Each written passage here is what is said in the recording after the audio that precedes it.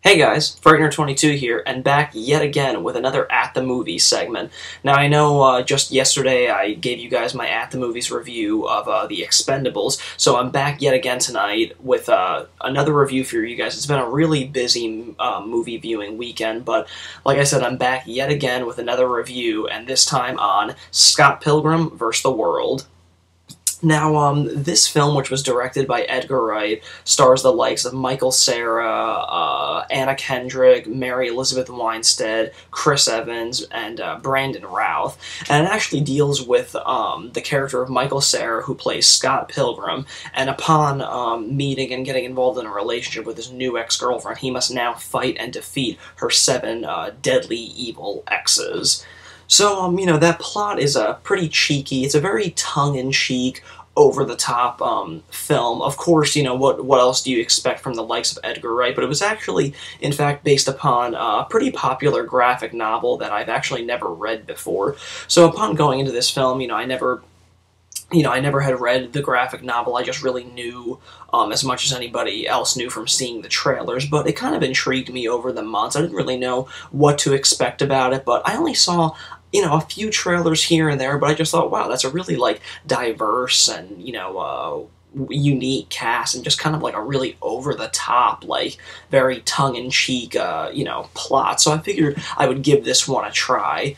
Now, upon going into this film, I thought that, right off the bat, I thought that it seemed like it was a pretty funny movie. I mean, there seemed to be, pretty good moments, and I think it in part was due to really one of the more humorous saving graces of this film, that actually being Kieran Culkin, one of Macaulay Culkin's brothers, who plays Michael Cera's gay roommate. I thought he was fucking hysterical in this movie, and he really is the saving grace for all or at least most of the comedic humor in this. Now, Michael Cera kind of, does what he can to bring, as much humor value to the film as possible, but, I mean, overall, if you've seen one Michael Cera movie, it kind of seems like you're seeing it all. Now, I have nothing personally against Michael Cera. I actually like him quite a bit. I mean, I really liked what he did in Juno, but ever since he kind of made his way onto the scene, I mean, people just think that he really has no range, and, I mean, based on, his previous films and, including Scott Pilgrim vs. The World, it's really all starting to, look and sound the same with him. I mean, he's really just playing himself, and I mean, it really would be nice to see, Michael really branch out and do something really off the wall, and, something that, allows him to kind of just spread his acting talents a little bit more than what we've seen. But, yeah, most of that humor is really brought in part by Kieran Culkin. He's really, really fucking hysterical in this movie. Now, moving on, I thought, like I had mentioned, the cast is really diverse, and just really, it's just really some real oddball names. I mean, you get the likes of Chris Evans, who, of course, is known by a lot of people as playing, a role in, of course, the Fantastic Four movies, that being the Human Torch. And you also get Brandon Routh, who played Superman in the 2006 remake of Superman Returns.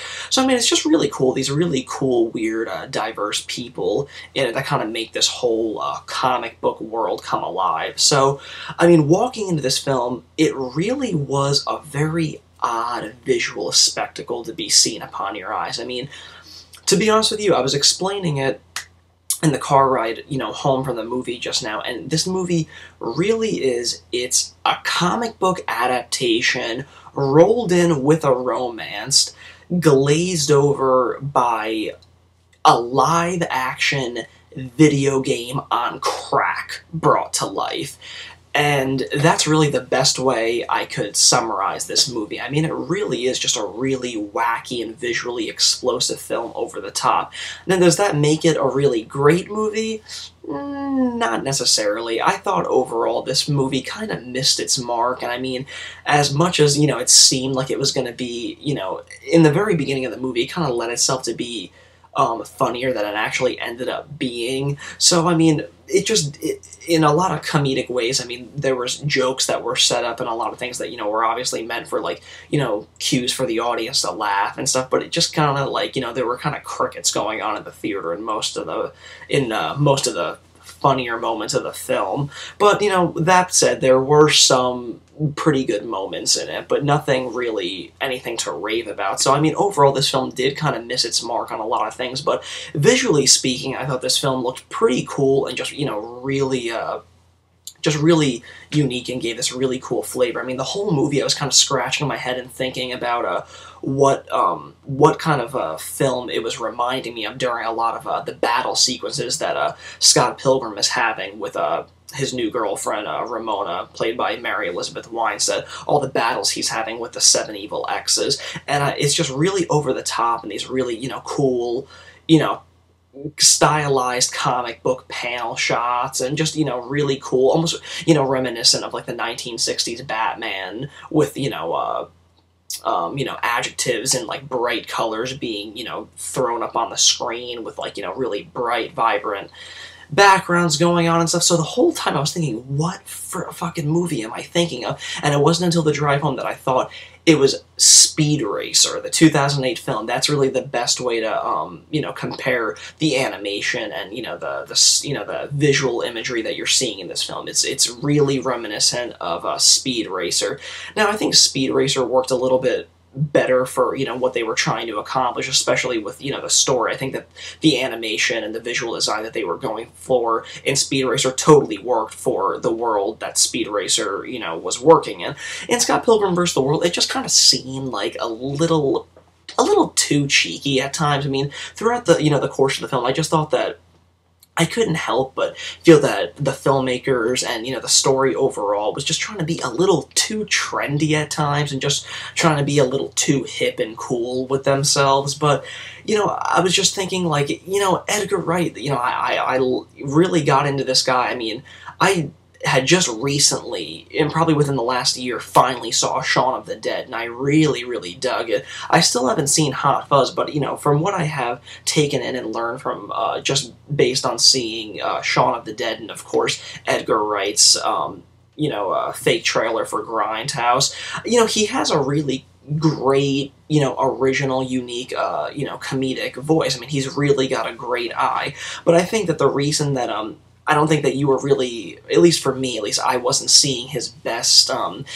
work put to the screen, is that, you know, it wasn't an original concept coming from his own imagination. This was an adaptation of a graphic novel, is what a lot of people need to remember when they go into this film. So if they're expecting something that really wowed them, like, you know, maybe Shaun of the Dead or Hot Fuzz did, you know, you're going to be kind of disappointed because he's taking somebody else's creation and bringing it to life while still trying to inject his own personal spin onto it. But, you know, I think that's really that's really where this film kind of loses its steam. It just kind of tries to be a little too cool at times and just too trendy. I mean, like, people, you know, real audience can sniff that shit out and kind of just be like, yeah, they're not really as cool as they think they're being here. But, you know, that said, it's just kind of like a film that, you know, really looks really good in the trailers, but, you know, I just think a lot of audiences are going to be left slightly disappointed by the film. I mean, you know, it's really not a film that's gonna wow you, you know, during this, you know, little less than decent summer. I mean, it's just nothing that's really gonna make you run out to the theater. I can't really, you know, recommend that anybody run out to the theater and see this. I would definitely just say wait for DVD and see, you know, if this is something that you'd be interested in. I mean, if you're a Michael Cera fan, or of course an Edgar Wright fan that just want to see, you know, Edgar Wright's latest creation come to screen, then by all means go. But for Frightener 22, this film just seemed, you know, just overly trendy and just not, you know, very funny. And it, especially by the third act, this was definitely a film, you know, that was just kind of running on fumes during the end of during the end of the film. It just seemed like it was being dragged out a little too much for its own good, especially with the last battle sequence between Michael Cera and Jason Schwartzman. Visually very cool, but just a little too long. So overall, not the best film of the summer season, and definitely not something that anybody needs to run out and see. Wait for the DVD. As always, guys, thanks again for tuning into my At the Movies segments, and I'll see you guys with one more At the Movies segment where I'll be reviewing Piranha 3D. Stay tuned for that video, and thanks yet again.